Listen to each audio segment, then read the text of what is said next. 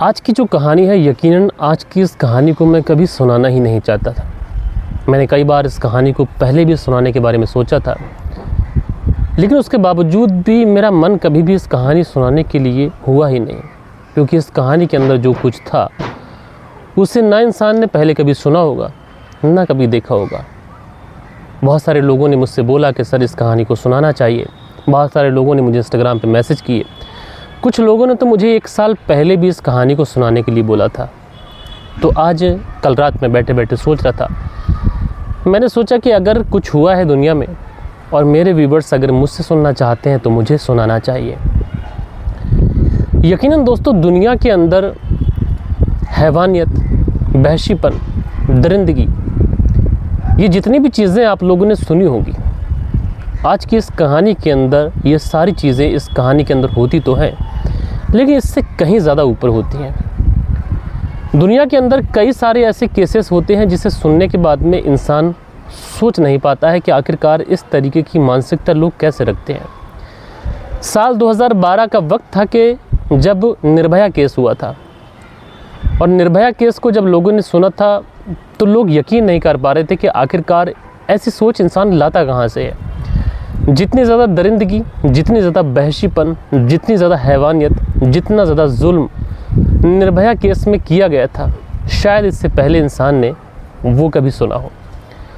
लेकिन आज की जो कहानी मैं आप लोग को सुनाऊंगा, इस कहानी के अंदर ये सारी चीज़ें हैं, लेकिन जैसा कि मैंने आप लोगों से पहले कहा, इससे कहीं ज़्यादा। आप लोगों ने दुनिया में भले ही जुल्म के किस्से सुने हो, हैवानियत के किस्से सुने हो, दरिंदगी के किस्से सुने हो, रेप सुना हो, गैंग रेप सुना हो, लेकिन अगर मैं अपने एक्सपीरियंस से देखूं तो ये उन सबसे बड़ी कहानी है। और आप लोगों को लगेगा कि इसके बाद में आखिरकार इंसान सोच ही नहीं सकता कि बस ये लास्ट हो जाता है। और मेरे कैरियर में मैं लगभग 1400 यानी 1000+ एपिसोड सुना चुका हूँ दोस्तों। भले ही मेरा चैनल आप लोगों को छोटा दिखाई पड़े, लेकिन जो पहला वाला चैनल था वो मिलियंस में सब्सक्राइबर थे उस पर, और इस पर भी आप देखिए 775 में एपिसोड कल डाला था, आज 776 में डालूंगा, और 500 एपिसोड उस पर थे। तो अगर आप देखेंगे तो एक्सपीरियंस के मामले में मैं देखूं तो मैं भी बहुत बड़ा हूं, भले ही कहाँ चैनल छोटा हो, कहानी पे व्यूज़ ना आते हों। तो मेरे एक्सपीरियंस में ये अब तक की सबसे ज़्यादा ख़तरनाक और सबसे ज़्यादा हैवानियत वाली कहानी है। दरअसल कहानी जापान की है, जापान में टोक्यो के पास की है। और इसी टोक्यो में एक लड़की रहा करती थी जिसका नाम था जुंको फुरुटा। 22 नवंबर साल 1972 को इसका जन्म हुआ था, और इसके जन्मदिन के 3 दिन बाद यानी कि 25 नवंबर साल 1989 से ये कहानी शुरू होती है। दरअसल जो जुंको फुरुटा थी, अपने घर में काफ़ी ज़्यादा लाडली थी, माता पिता की, हंसता खेलता परिवार था। एक भाई था एक बहन थी। और जुंको फुरुटा जो यास्मीनो मिनामी स्कूल पढ़ता था, उसी स्कूल में ये पढ़ाई किया करती थी। और इसने अपनी पढ़ाई के साथ साथ जो इसके कॉलेज से और इसके घर के बीच में कुछ इलेक्ट्रॉनिक की शॉप्स वगैरह थी, उन्हीं शॉप्स पर इसने पार्ट टाइम जॉब कर ली थी। यानी जब ये स्कूल से आया करती थी तो कुछ टाइम ये इलेक्ट्रॉनिक की शॉप पर पार्ट टाइम जॉब किया करती थी, जिससे इसका जो पॉकेट का खर्चा था वो पॉकेट का खर्चा निकल जाया करता था। जुंको फुरुटा अपने इस काम से, अपनी पढ़ाई से, अपने परिवार से काफ़ी ज़्यादा खुश भी थी। अच्छा, ये जो लड़की थी जुंको, ये अपने कॉलेज में भी काफ़ी ज़्यादा फेमस थी, पढ़ाई लिखाई में तो होशियार थी ही थी, साथ के साथ इसका बोलने का अंदाज़, इसका बात करने का लहजा, तरीका, ये सारी चीज़ें लोगों को बहुत ज़्यादा पसंद आती थी। और इसका जो प्यारा अंदाज़ था लोगों को ये भी पसंद आया करता था, जिसकी वजह से कुछ लड़कों की नज़र में जो जुंको थी ये खटकने लगी थी। और इसी कॉलेज के अंदर एक लड़का पढ़ा करता था जिसका नाम था मियानो। अच्छा, जो मियानो था वो जुंको को एक तरीके से, जुंको जो थी वो उसकी एक तरफा क्रश थी, वो उसे मन ही मन में बहुत ज़्यादा पसंद किया करता था। और जो मियानो था, इसने कई बार जुंको को अपनी मोहब्बत का इजहार भी किया था, लेकिन जुंको ने साफ तौर से मियानो को मना कर दिया था, क्योंकि मियानो को लेकर कॉलेज के अंदर एक बात बहुत ज़्यादा फेमस थी कि मियानो जो था, जापान के अंदर एक गैंग है याकुजा गैंग। इस गैंग की भी अगर कहानी कहोगे तो मैं आप लोग को ज़रूर से ज़रूर सुनाऊंगा। इसी याकुजा गैंग के अंदर ये मियानो काम किया करता था, जूनियर गैंग का मेंबर था। इसी वजह से वहाँ के जो कॉलेज में बच्चे वगैरह थे इस मियानो से डरा भी करते थे। मियानो अगर किसी से कुछ बात कहता तो उस बात का मतलब हाँ होना चाहिए, ना का कोई मतलब ही नहीं था। लेकिन जंकू जो थी वो साफ तौर से मियानो को मना कर देती है, क्योंकि वो अपनी पढ़ाई लिखाई पे ध्यान दिया करती थी और ऐसे गैंग वाले लड़कों से तो बहुत ज़्यादा दूर रहा करती थी। उसका महज बस इतना काम था कि पढ़ाई करना, पढ़ाई करने के बाद में जो पार्ट टाइम की जॉब करती थी वो जॉब करना, उससे जो पॉकेट मनी मिलती थी उससे अपना खर्चा वगैरह करना और उसके बाद अपना घर चले जाना। बस यही जंकू का कामकाज था। इसी वजह से जो मियानो था ये कहीं ना कहीं जुंकू फुरुता से बदला लेने की ठान चुका था। अब उसके बाद में समय ऐसे ही गुजरता रहता है। जुंकू फुरुता अपने कामकाज में, पढ़ाई के बाद में जो उसकी जॉब थी पार्ट टाइम वो जॉब करती, अपने घर जाती, यहीं से ही सब कुछ चल रहा था। लेकिन तारीख आ जाती है 25 नवंबर साल 1989। अच्छा, 25 नवंबर साल 1989 को जो जुंकू फुरुता थी वो अपने कॉलेज जाती है। कॉलेज जाने के बाद में वहाँ से जब उसका छुट्टी वगैरह होती है तो उसके बाद में जो उसकी इलेक्ट्रॉनिक की शॉप थी जहाँ पर ये पार्ट टाइम जॉब किया करती थी उस शॉप पर चली जाती है और रात के तकरीबन 8:30 बजे के आसपास ये उस शॉप से निकलती है, क्योंकि जंकू जो थी वो अपनी साइकिल से जाया करती थी। अब रात के 8 बजे के आसपास ये साइकिल से निकल रही है, रोड सुनसान है। अब उसी रोड पर जो मियानो था ये अपने 5 दोस्तों के साथ पर आता है। अच्छा, जो मियानो था चूँकि ये याकुजा गैंग से जुड़ा हुआ था तो अक्सर ये जो गैंग था, इस गैंग के जो लड़के थे ये शहर के अंदर सुनसान जगहों पर निकलते थे। कोई लड़की ऐसी मिल जाए जिसको ये लोग उठा लें, उसका रेप करें, यही इन सारे लोगों का काम था। अब इसी बीच में मियानो की नज़र जंकू फुरुता पे पड़ती है। अब मियानो को लगता है कि यार ये तो वही लड़की है जिससे मुझे बदला लेना है। अब मियानो और उसके जो फ्रेंड्स थे ये यहाँ पर एक कहानी गढ़ते हैं, बल्कि एक फिल्मी स्क्रिप्ट को लिखते हैं। मियानो का एक दोस्त जो होता है वो जंकू फुरुता के पास पहुंचता है और उसकी साइकिल पर लात मार देता है। जंकू फुरुता वहीं गिर जाती है ज़मीन पर। उसके बाद में जो मियानो था पीछे से हीरो की तरह आता है और अपने सारे दोस्तों को डांटता है, उनको डराता है, धमकाता है कि नहीं गए यहाँ से, अगर नहीं गए तो तुम्हारे साथ बुरा होगा। और उसके बाद में वो सारे लोग भाग जाते हैं। अब जैसे ही वो सारे लोग भागते हैं तो यहाँ पर जंकू फुरुता को लगता है कि अच्छा हुआ मियानो आ गया, और अगर मियानो नहीं आता तो हो सकता है कि ये लोग उसके साथ में कुछ गलत कर देते हैं। अब एक तरीके से जो मियानो था ये जंकू फुरुता की नज़र में हीरो बन चुका था। अब उसके बाद में मियानो जंकू से कहता है कि रात का समय है, चलो मैं तुम्हें तुम्हारे घर तक छोड़ दूँ। जो जंकू होती है ये मियानो की बातों में आ जाती है, उस पर भरोसा कर लेती है। एक तरीके से जो मियानो था अब ये जंकू फुरुता को अपने जाल में फंस चुका था। अब उसके बाद में साइकिल पे ही मियानो और जंकू फुरुता चलने लगते हैं। रात का समय है, सुनसान सड़क है, धीरे धीरे वक्त गुजरता रहता है। रास्ते में एक जगह पड़ती है जहाँ पर ऐसे लोगों का कुछ अड्डा वगैरह होता है। मियानो वगैरह का अड्डा था, चूँकि ये एक गैंग का एक तरीके से सरदार था जो जूनियर गैंग थी। तो एक सुनसान घर होता है, उसी घर में ये कहता है कि मुझे थोड़ा सा काम है, 1 मिनट तुम रुको, उसके बाद मैं तुम्हें तुम्हारे घर तक छोड़ दूँगा। अच्छा, जो जंकू फुरुता थी वो रुक जाती है। उसके बाद में उस सुनसान घर में लेकर ये जंकू फुरुता को पहुँचता है और पीछे से ही वही जो सारे दोस्त थे जिन्हें मियानो ने डांट डपट कर भगाया था वो सारे के सारे लोग पीछे से आ जाते हैं। ये वो पहली रात थी जिस दिन वो 5 लोग बारी बारी से जंकू फुरुता का रेप करते हैं। पहले रेप करते हैं, फिर मारते हैं, फिर पूरी रात रेप करते हैं। यहाँ से कहानी की शुरुआत होती है। वो 17 साल की लड़की जिसने अभी हाल ही में अपना 17वां साल पूरा किया था और आज उसके जिस्म का ऐसा कोई हिस्सा नहीं था जो ज़ख्मी ना हुआ हो, कोई जिस्म का ऐसा अंग नहीं था जिसे जालिमों ने टॉर्चर ना किया हो। दोस्तों, अगर मैं ये कहानी पूरी आप लोग को हूबहू सुना दूं तो हो सकता है कि आप लोग सुने ना, हो सकता है कि आप वीडियो बंद कर कर मोबाइल छोड़ कर चले जाएं, क्योंकि जिस तरीके से दर्द इस कहानी के अंदर है, अगर आप वाकई उसको महसूस कर लें तो वाकई में आप लोगों के अंदर या फिर मेरे अंदर भी इतनी हिम्मत नहीं हो पा रही है कि मैं आप लोग को हूबहू सुना दूँ। अब यहाँ से इस पूरी कहानी की असल में शुरुआत होती है। 25 नवंबर 1989 को जंकू फुरुता जो थी वो इस मियानो के कब्ज़े में आई थी। अब 25 नवंबर की साथ बड़ी ही बेरहमी के साथ में ये लोग रेप करते हैं। उसके बाद में तारीख 26 नवंबर आ जाती है। 26 नवंबर को ये लोग जिस रूम में थे, जिस घर में थे, वहाँ से शिफ्ट कर जाते हैं और दूसरी जगह पहुँच जाते हैं। अब 26 नवंबर को भी ये लोग बारी बारी से रेप करते हैं। 26 नवंबर तक ये जो लड़की थी ये बेहोश हो चुकी थी। उसके बाद 27 नवंबर आ चुका था और 27 नवंबर को भी इसी तरीके से रेप होता है, इसी तरीके से मारा जाता है, इसी तरीके से टॉर्चर किया जाता है। अब ये लोग जगहें इसलिए बदल रहे थे कि पुलिस की गिरफ्त में आए ना, पकड़े ना जाएं। उधर जो जंकू फ्रूटा के फैमिली वाले थे, जब जंकू फ्रूटा पहुंचती नहीं है तो उसके बाद में जंकू फ्रूटा के फैमिली वाले जहाँ जहाँ ढूंढ रहे हैं, जहाँ वो जा सकती थी, चाहे वो इलेक्ट्रॉनिक की शॉप हो या फिर कॉलेज के अंदर उसकी कुछ दोस्त, सब लोगों से पूछताछ करते हैं, लेकिन जंकू के बारे में कहीं से कोई सूचना नहीं मिलती है। उसके बाद में बेचारे ये जो परिवार वाले होते हैं पुलिस थाने पहुंचते हैं और अपनी बिटिया जंकू फ्रूटा की मिसिंग कंप्लेंट दर्ज कराते हैं। पुलिस वाले भी मिसिंग कंप्लेंट दर्ज कर लेते हैं और उसके बाद में जंकू फ्रूटा की फैमिली वालों से कहते हैं कि ठीक है, हम लोग ढूंढ रहे हैं, और उसके बाद में जंकू फ्रूटा को ढूंढना शुरू करते हैं। अब जंकू फ्रूटा से जुड़े हुए जो लोग थे, जो दोस्त लोग थे, उन सब से पूछताछ की जाती है। अब एक ऐसे लड़के के घर भी पहुंचती है जो लड़का उन 5 लड़कों में शामिल था जो जंकू फ्रूटा को उठाने में शामिल थे, क्योंकि एक ही स्कूल का मामला था।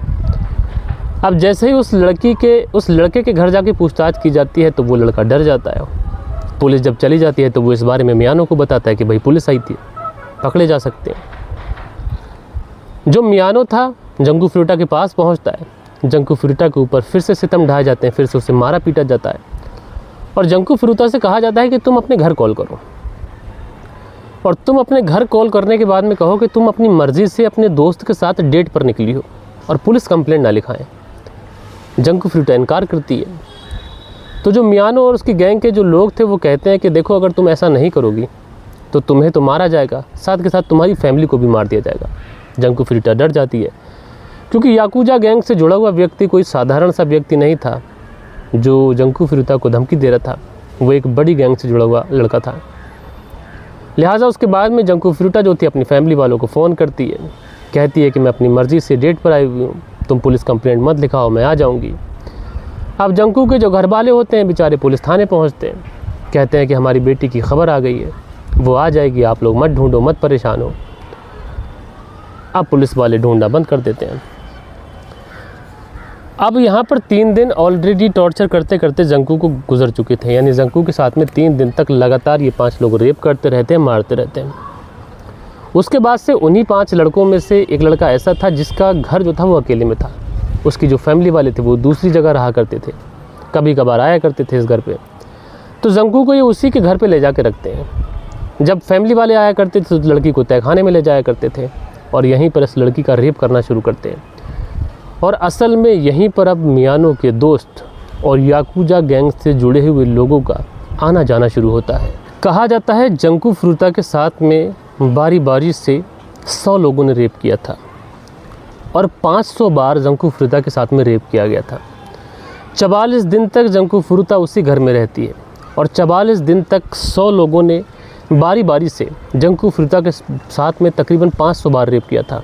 एक दिन में कई बार रेप होता था, 25 बार रेप होता था। हाँ, इस बीच में जंकू फ्रूटा को 2 बार या फिर 3 बार ऐसे मौके ज़रूर मिले थे कि जब वो अपनी बात पुलिस तक पहुंचाने में ऑलमोस्ट सफल हो गई थी। एक बार जब मियानो के दोस्त आए थे, वो ड्रग्स शराब वगैरह ले रहे थे, तो उसी में से एक दोस्त अपना मोबाइल फ़ोन भूल जाता है। जब मोबाइल फ़ोन भूल जाता है तो उसके बाद में जंकू फ्रूटा उसके मोबाइल का इस्तेमाल करते हुए जो इमरजेंसी हेल्पलाइन नंबर होता है उस पर कॉल कर देती है। लेकिन जब तक मियानो आ जाता है, मियानो फ़ोन कट कर देता है। उसके बाद जंकू फ्रूटा को मारता तोड़ता है। हालांकि जिस इमरजेंसी मोबाइल नंबर पर कॉल की गई थी उस उधर से कॉल बैक भी आता है। उधर से पूछा जाता है कि तुम्हारी तरफ से एक कॉल आई थी, तो जो मियानो होता है वो कहता है कि बाई मिस्टेक कॉल लग गई थी। उसके बाद में फ़ोन कट हो जाता है। एक बार ऐसा होता है कि इस घर में एक व्यक्ति जो इस लड़के के घर वालों ने रखा हुआ था घर की टेक केयर करने के लिए, वो लड़का इस लड़की को देख लेता है, जान जाता है कि इस लड़की को ज़बरदस्ती यहाँ पे रखा गया, इसके साथ में टॉर्चर होता है, इसका शोषण किया जा रहा है, इसके साथ में रेप हो रहा है। तो उस लड़के ने मियानो के दोस्त के माता पिता को बताया था जिनका वो घर था कि तुम्हारे घर में इस तरीके से तुम्हारे बेटे ने एक लड़की को रखा हुआ है। लेकिन उस लड़के के जो माता पिता थे वो ये सोच कर डर जाते हैं कि मियानो याकुजा गैंग से जुड़ा हुआ है और अगर कुछ कहा तो प्रॉब्लम हो जाएगी। हाँ, एक बार और मौका ये आया था कि जो नंबर इमरजेंसी लगाया गया था जंकू फ्रूटा की तरफ से जब कॉल कट हो गया था, हालांकि मियानो ने ये कह दिया था कि बाई मिस्टेक कॉल लग गया था, लेकिन पुलिस को यकीन नहीं हुआ कि ऐसा कैसे हो सकता है। लिहाजा पुलिस की जो टीम होती है उसी घर के नज़दीक पहुंच जाती है जिस घर के पास से कॉल किया गया था। पुलिस ऑलमोस्ट घर के अंदर इंटर होने ही वाली थी, लेकिन उस समय उस लड़के के माता पिता उस घर पे मौजूद थे और उन्होंने पुलिस को ये कहकर वहाँ से जाने दिया कि इस घर के अंदर कोई और नहीं है, हम दोनों पति पत्नी रहते हैं, हमारा एक बेटा है जो बाहर गया हुआ है। अगर पुलिस उस घर के अंदर घुस जाती तो शायद जो जंकू फ्रूटा थी ये आज़ाद हो सकती थी। हालांकि इस दौरान कई बार ऐसा भी हुआ कि इस घर से जंकू फ्रूटा चीखती तो पड़ोसी सुन लेते, लेकिन उसके बावजूद भी पड़ोसियों ने कुछ नहीं कहा। कई बार पड़ोसियों ने पुलिस में जाकर बताया कि इस घर से ऐसे ऐसे चीखने की आवाज़ें आती हैं। पुलिस ने ये कहते हुए इस बात को रफा दफा कर दिया कि पहले भी यहाँ से एक इमरजेंसी कॉल आया था, हम लोग गए थे, कुछ नहीं मिला था। जंकू फ्रूटा के ऊपर 44 दिन तक ये 100 लोग जुल्म ढाते रहते हैं। जापान के अंदर ठंड बहुत पड़ती है, तो जंकू फ्रूटा को बाहर बालकोनी की साइड पर उसके सारे कपड़े उतार देने के बाद में नंगा फर्श पर लिटाया जाता था। जंकू फ्रूटा को उसका ही प्राइवेट पार्ट उस पे एक तरीके से मुंह लगाने को कहा जाता। जंकू फ्रूटा को उसका ही यूरिन पीने के लिए दिया जाता। उसकी आंखों की जो पलकें थीं उसको नोच लिया गया था। सिगरेट और माचिस लाइटर से वो जला दी गई थी पलकें। उसकी आंखों पर कैंडल को जलता हुआ ये लोग छोड़ देते थे जब तक वो कैंडल पूरी तरीके से जल ना जाए। उसका जो लेफ़्ट वाला सीना यानी कि प्राइवेट चीज़ थी उसको भी काट दिया गया था। कई बार ऐसा होता था कि वो जंकू फ्रूटा को किसी रस्सी से टांगते एंड टांगने के बाद में उस पर इस तरीके से एक्सरसाइज किया करते थे जैसे कोई जिम में करता है, और जब तक किया करते थे कि जब तक जंकू फ्रूटा निढाल ना हो जाती। आलम यह हो चुका था कि कई बार तो जंकू फ्रूटा बेहोशी के आलम में होती थी और ये सारे के सारे लोग उसके साथ में रेप किया करते थे। जंकू फ्रूटा के जिस्म में पीप पड़ चुका था, उसके बावजूद भी ये सारी चीज़ें उसके साथ में हो रही थी, लगातार हो रही थी। आलम यह हो चुका था कि जंकू फ्रूटा अपना होश खो बैठी थी। उसको समझ ही नहीं आता था कि उसके साथ में कौन, कब और कैसे और क्या कर रहा है। यानी हैवानियत की सारी हदें जंकू फ्रूटा के साथ में पार की जा रही थी। और दोस्तों कई बार तो ऐसा हुआ कि इन लोगों ने ब्लेड से जंकू फ्रूटा के जिस्म पर हल्के हल्के निशान बनाने शुरू किए, और कई बार तो ऐसा होता कि एक एक साथ कई लोग उसके साथ में रेप करते थे। यानी हैवानियत की सारी हदें पार थीं। और जंकू फ्रूटा के साथ में आखिरकार इस कहानी का एंड कैसे होता है ये भी आप लोग सुनेंगे तो आप लोगों को बड़ा हैरत होगी। 4 जनवरी साल 1989 मियानो अपने 4 दोस्तों के साथ में आता है। आने के बाद में ये लोग पहले जंकू फ्रूटा को मारते तोड़ते हैं, उसके साथ में फिर रेप करते हैं, और फिर जंकू से कहते हैं कि चलो तुम्हारे साथ में एक गेम खेलते हैं, और अगर तुम इस गेम को जीत गई तो तुम्हें छोड़ दिया जाएगा। अब उसके बाद में ये गेम खेलना चालू रखते हैं। जापानी गेम था उनके हिसाब का, कुछ गेम खेलते हैं। इत्तेफाक से जो जंकू फ्रूटा होती है वो जीत जाती है। अब जंकू जब जीतती है तो मियानो को बहुत ज़्यादा गुस्सा आता है। वो जंकू को फिर मारता तोड़ता है। उसके हाथ पर थोड़ा थोड़ा पेट्रोल डालकर उसके हाथ को जलाने की कोशिश करता है, पैरों की जलाने की कोशिश करता है। मियानो का मानना था बाकी के लोग थोड़ा बहुत टॉर्चर करेंगे, उसके बाद में जंकू को छोड़ देंगे, जाने देंगे। लेकिन इत्तेफाक कहें या फिर कुछ और, या फिर जंकू की किस्मत कि जो तेल था वो ज़्यादा गिर जाता है और आग बुझ नहीं पाती है। और आखिरकार 44 दिन की हैवानियत सहने के बाद में जो जंकू फ्रूटा होती है उसकी मौत हो जाती है। अब जंकू की जब मौत होती है तो उसके बाद में मियानो फिर उस डेड बॉडी को उठाता है, उसे फिर मारने तोड़ने की कोशिश करता है, फिर मारता तोड़ता है, लाश को जगाने की कोशिश करता है कि अभी होश में आ जाएगी। उसके बाद में अपने एक दोस्त को जाके बताता है कि उसकी मौत हो गई। उसके बाद में ये लोग एक बड़ा ड्रम लेके आते हैं, ड्रम में डेड बॉडी को रखते हैं, सीमेंट मिलाते हैं, सीमेंट मिलाने के बाद में उस ड्रम के अंदर फिल कर देते हैं, यानी एक तरीके से लाश को सीमेंटेड कर देते हैं। उसके बाद में एक ट्रक में उस ड्रम को रखा जाता है और टोक्यो के बाहर एक कंस्ट्रक्शन साइट सी होती है, उस साइट के आसपास जाकर उस ड्रम को फेंक दिया जाता है। इत्तेफाक से 2 दिन के बाद मियानो किसी और लड़की के साथ रेप करने के केस में पकड़ा जाता है। जब पकड़ा जाता है इससे पूछताछ की जाती है, निशानदेही होती है। वहाँ पर जब पुलिस पहुँचती है तो वहाँ पर कुछ कपड़े, कुछ ऐसी चीज़ें बरामद होती हैं उस घर के अंदर, जहाँ पे लगता है पुलिस को कि इस घर के अंदर किसी लड़की के साथ में कुछ तो किया गया है। इसी बीच में पुलिस को सूचना मिलती है कि एक और लड़की जिसकी हत्या कर दी गई है रेप कर। अब पुलिस एक तरीके से मियानो के ऊपर अंधेरे में तीर छोड़ती है। मियानो से कहती है कि हम जानते हैं कि तुमने एक और महिला का रेप कर हत्या की है। अब मियानो को लगता है कि शायद ये लोग जिंकू के बारे में बात कर रहे हैं। मियानो टूट जाता है, कहता है कि हाँ, एक रेप कर हमने हत्या की है, चलो मैं तुम्हें डेड बॉडी दिखाता हूँ। उसके बाद ये उस ड्रम के पास लेके पहुँचता है, डेड बॉडी निकाली जाती है। यहाँ पर पुलिस मियानो से कहती है हम इस केस के बारे में तो जानते ही नहीं थे, हम तो किसी दूसरे केस के बारे में बात कर रहे थे। लेकिन शायद जब तक देर हो चुकी थी, मियानो सच कबूल कर चुका था। और यहाँ से पूरे जापान के अंदर जो जिंकू फुरुटा थी उसकी कहानी लोगों को पता चली। लेकिन इस कहानी के अंदर एक पहलू और भी था। वो पहलू ये था कि जो 5 लोग इसमें कसूरवार थे जिन्होंने इस लड़की को उठाया था, वो पाँचों के पाँचों लोग नाबालिग थे, यानी कि उनके ऊपर कोई केस भी चलता तो जुवेनाइल एक्ट के तहत ही चलता। लेकिन एक पत्रकार जब इस पूरी कहानी को सुनता है कि कैसे एक लड़की को 44 दिन तक कैद में रखा जाता है, उसकी पलकें नोच ली जाती हैं, उसकी पलकों पर मोमबत्ती जब तक जलाई जाती है कि जब तक मोमबत्ती लास्ट नहीं हो जाती है, कैसे उसके प्राइवेट पार्ट में जलते हुए बल्ब से लेकर कांच की बोतलों से लेकर चाकू और कुछ ऐसी चीज़ें भी डाल दी जाती हैं, कैसे उसको उसका ही यूरिन पीने के लिए दिया जाता है, कैसे उसकी नाक में उसके ही ब्लड को भर दिया जाता है ताकि वो नाक से सांस ना ले पाए, कैसे उसके प्राइवेट पार्ट को कुचल दिया जाता है, कैसे उसके जिस्म की एक एक बोटी को नोच लिया जाता है, कैसे उसके चेस्ट पर ज़ख्म कर दिए जाते हैं, कैसे उसके मुंह में अलग अलग तरीके की चीज़ें ठूस दी जाती हैं। जब वो पत्रकार ये सारी चीज़ें सुनता है तो वो फैसला करता है कि भले ही जापान का कानून कुछ भी हो, लेकिन मैं उन लोगों की, उन दरिंदों की तस्वीर लोगों को दिखाऊंगा। उसके बाद में वो उन 5 लोगों की और जिंकू की सबकी तस्वीर छाप देता है और बहुत ही सिलसिलेवार तरीके से इस कहानी को लिखता है। अब जैसे ही ये खबर जापान के अंदर फैलती है, अब तमाम मीडिया सब प्रेशर बनाने लगती है। मामला कोर्ट में पहुंचता है, लेकिन कोर्ट में तो जुवेनाइल एक्ट के तहत ही सुनवाई होनी थी।